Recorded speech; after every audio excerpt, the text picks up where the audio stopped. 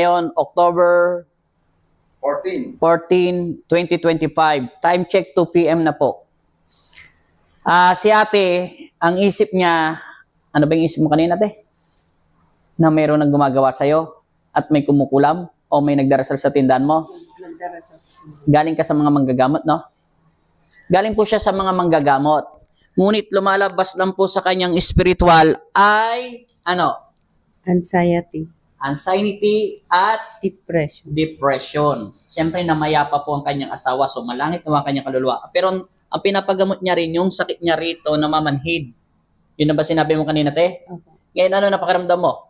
Okay na po. Wala. Na-adjustment na po namin yan, na mayroon po siyang sakit na depression, inayos na po namin, at saka in-spiritual na po yan, pero wala po lumalabas na nagpapabagsak sa kanya. Kung hindi, nakakaramdam siya ng depression.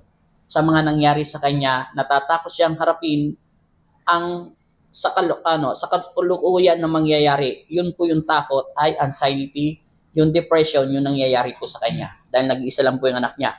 Ngayon, ano naman pakiramdam mo yung ginamot ka ng Pong Nazareno? Para sa ite, Okay po. maginhawa na. Maginhawa. Yan. Pero pinatunayan ko na at kinabitan ko na siya ng maraming stick sa paa niya. Ano naramdaman mo? Masakit? Hindi. Hindi. Wala pong sakit. Nakita niya naman kanina si Kagawad, ay si Chairman, kung paano namimilipit. Yun ang may mga sapi. Bet malungkot ka pa rin, te? Hindi naman masaya. Ano lang siguro siya, nabigla lang siguro siya. Kasi sinabi ba naman gagamot mo yun? May sa tindahan namin.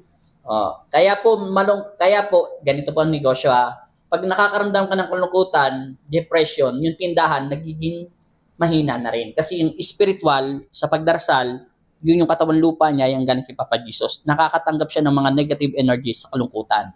Okay na po, at least inayos na namin. Yung mga magpapagamot po ng ganito, kung wala taga kayong sapi, gusto niyo po magpatingin sa mga legit po mga spiritual, marami niya sa mga Facebook page.